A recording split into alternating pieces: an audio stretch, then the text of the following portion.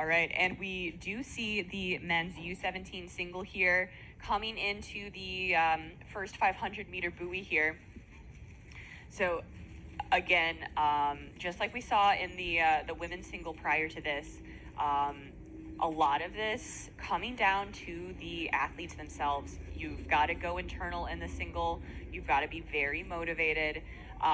You've got to be that one who wants to come out on top of a very competitive field. All of these athletes racing through time trials on Tuesday and then semifinals yesterday to earn this spot in the final.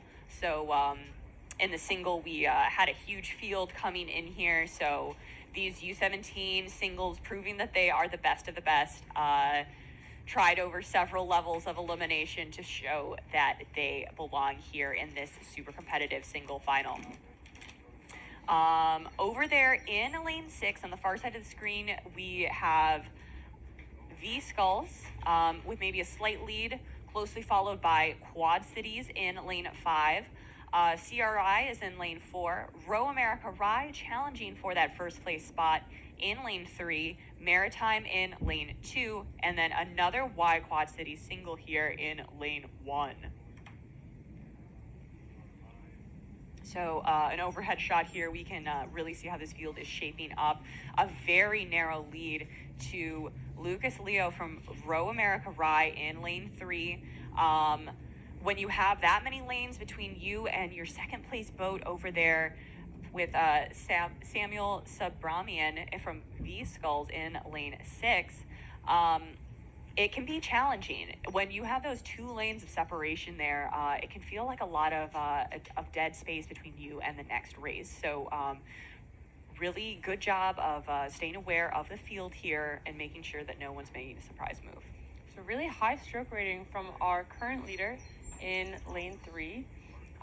Lucas with a considerably higher stroke rating if you kind of just compare him to the other leader, the second and third place leaders here. He's just a little bit quicker. Maybe a tactic of using stroke rate to try to make moves. So sometimes you'll have power 10 where you also take the stroke rate up a beat. Getting a little close to the buoy lines there, a little stressed from the overhead drone. Right, now that we're watching rowing pretty consistently with this drone footage, we can see some of the really exciting moments that happen in the middle of the race. Whereas even just a few years ago, these would have all been mysteries up to the athletes themselves to tell their coaches and their parents and their teammates what happened in the body of the race. You can join us here and see all of the drama along the way. But a very tight race here between Lucas and Samuel. Really fighting it out, again, not letting each other just run away with that lead. Every inch here is earned.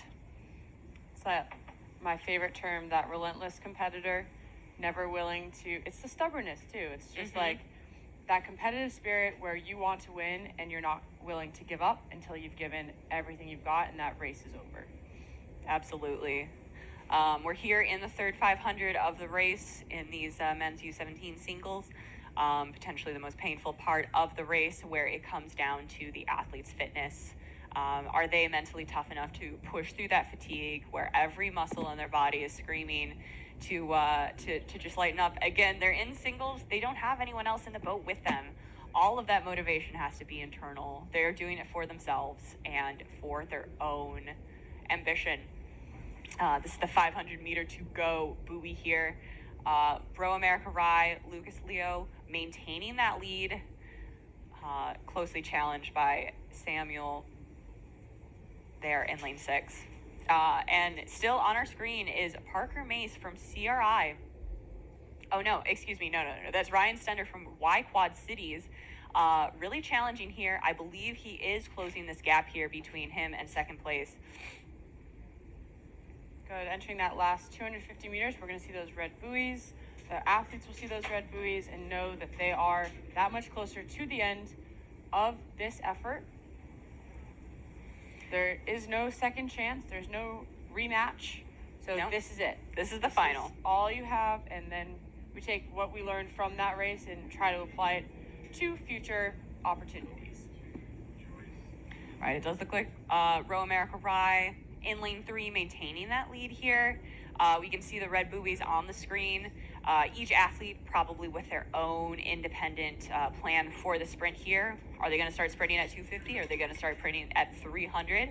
A really good racer is able to look at the field and assess what moves need to be made. And again, we're doing this all with low oxygen, a lot of lactic acid. These are hard decisions to make, and it's going to come down to mental preparation and muscle memory. Oftentimes when I coach a lot of middle school programs as well, and oftentimes what I have to kind of emphasize to these new athletes to the sport, people that are just learning this for the first time, is that when you're trying to coordinate so many muscles at once and thinking about the boat, thinking about all these different pieces, it's about mental toughness. It's practicing and strengthening the mind to be able to handle all of this cognitive load that you're asking it up to basically execute. But it will be that single sculler in first from row America Rye, Lucas, followed by lane 6, Samuel, then lane 5, Ryan from Y Quad Cities.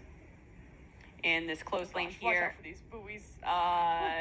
Anderson from Y Quad Cities finishing there in 4th place. And 2 more singles here rounding out the field. It'll be a lane 2 Maritime